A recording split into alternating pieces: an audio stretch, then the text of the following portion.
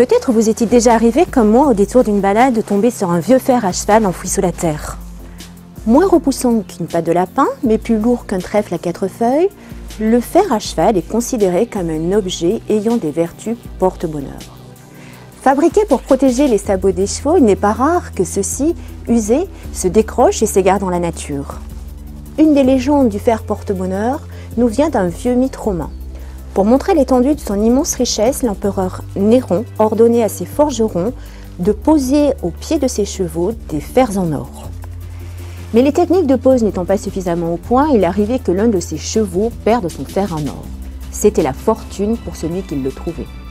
Selon une autre histoire qui nous vient du Xe siècle, la légende du fer à cheval trouverait ses origines dans la vie de Saint Dunstan, un forgeron devenu archevêque de Canterbury en 959.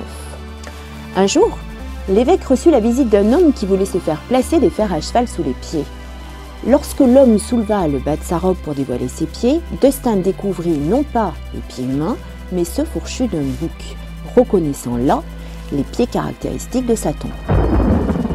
Malin, l'évêque expliqua au diable que pour le ferrer, il devait l'attacher au mur comme il est de coutume de faire chez les chevaux. Le diable ne se méfia pas, mais la pose des fers fut si douloureuse qu'il pria l'évêque de le libérer. Mais Dunstan lui fit alors promettre de ne jamais rentrer dans une maison protégée par un fer à cheval. Le fer, réputé pour sa solidité, est enfin un symbole de force et de protection.